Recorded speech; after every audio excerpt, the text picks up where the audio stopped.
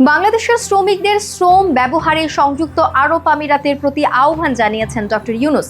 তিনি বলেছেন, বাংলাদেশের স্বল্প খরচের শ্রম ব্যবহার করে সংযুক্ত আরব আমিরাতের শিল্প গোষ্ঠীগুলো বাংলাদেশকে হালাল পণ্য উৎপাদনের কেন্দ্রবিন্দুতে পরিণত করতে পারে।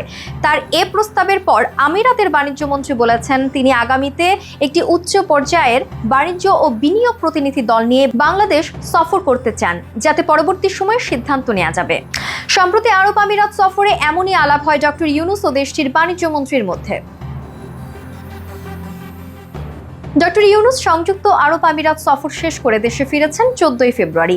তিনি ওয়ার্ল্ড গভর্নমেন্ট সামিটে যোগ দান ছাড়াও আমিরাতের বেশ কয়েকজন মন্ত্রীর সঙ্গে বৈঠক করেছেন, যা প্রবাসীদের মধ্যেও কৌতূহল সৃষ্টি করেছে।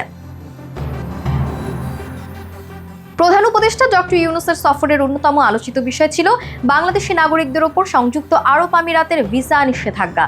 সফরকালে ডক্টর ইউনূস সংযুক্ত আরব আমিরাতের ক্রীড়ামন্ত্রী ডক্টর আহমেদ বেলহুল আল ফালাসি সহ কয়েকজন মন্ত্রীর সঙ্গে সাক্ষাৎ করেন। বৈঠকে বাংলাদেশ আমিরাত সম্পর্কে নানা দিক নিয়ে আলোচনা হয়, যার মধ্যে ছিল ব্যবসা বাণিজ্য সম্প্রসারণ, চট্টগ্রাম বন্দরে আমিরাতের ব্যবসায়িক বিনিয়োগের পরিকল্পনা এবং ক্রীড়া ও শিক্ষা সম্পর্ক উন্নয়ন।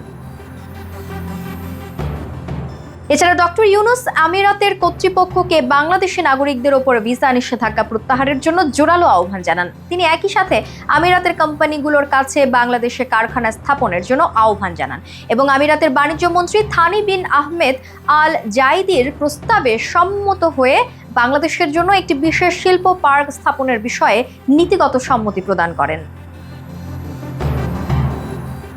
ডক্টর ইউনূসের এই সফরটি বাংলাদেশ সংযুক্ত আরব আমিরাত সম্পর্কে ভবিষ্যৎ নির্দেশনা নির্ধারণে গুরুত্বপূর্ণ ভূমিকা রাখতে পারে। এই সফরের পর বাংলাদেশ ও আমিরাতের মধ্যে নতুন বাণিজ্যিক সম্পর্ক তৈরি হতে পারে, পাশাপাশি বাংলাদেশে শ্রমিক নিয়োগের ক্ষেত্রে নতুন সুযোগের সম্ভাবনাও তৈরি হয়েছে।